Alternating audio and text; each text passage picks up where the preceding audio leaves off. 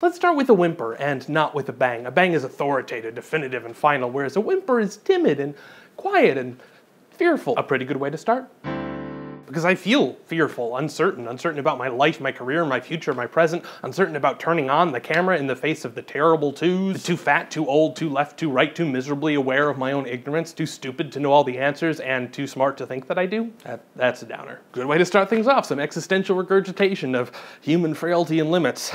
Plus the alienation of you, who may have tuned in for something witty, funny, or droll, but instead you get this narcissist who's gone off on a roll. We seem fixated on this idea of self-deprecation. Somehow we can't, without humiliation, put ourselves out there. There's this sense that in order to get people to listen, you must first admit that you are no one worth listening to. Hi, I'm Kevin. You may know me from the classic hit, "We saw your junk. We saw your junk." Or you may not. I probably prefer that you not. Now, I ought to tell you that I am just like you. That's the sort of thing that you want people to believe to engender empathy, attract a diverse audience, and build up your personal brand. But this isn't Pepperidge Farm or Wonder Bread, and I'm not like you. I'm not like you. In fact, nobody is like you. If someone tells you that they are like you, they are lying.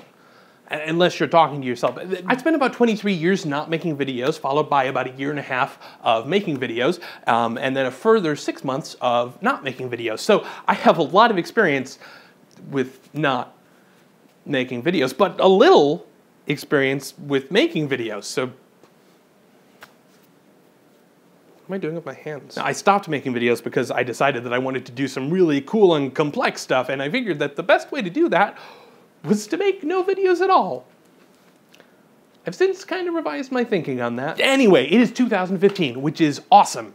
We finally have a year that is divisible by 5, and I cannot remember the last time that has happened. And a lot of people have been talking about all the cool things that they want to do with this new year, like 2015 is this really cute boy that you met at the homecoming dance, and well, you know, you don't know much about him, but he's tall and dark and quiet, and you just want to get to know him better, and you're going to go see a movie on Saturday, and then maybe have dinner, and I don't know, but you're feeling really good about this one. And yes, Brenda, he may look a little bit like 2014, but that was like 2 weeks ago. I'm completely over him. Plus, this one is divisible by 5, so shut up. Another revolution, lots of resolutions. And I would love to take a second to talk about the concept of the New Year's resolution being completely ineffective due to the relatively arbitrary nature of them. And in particular, the idea of setting these goals so close to the winter solstice in the northern hemisphere, coupled with the fact that we live to such excess in the last fiscal quarter of the year that we tend to drive ourselves into emotional and fiscal hibernation for the first few months, which is exacerbated by the fact that we publicly announce these goals, which leads to a false sense of partial completion, all of which sets us up for theoretical and statistically demonstrated practical failure. But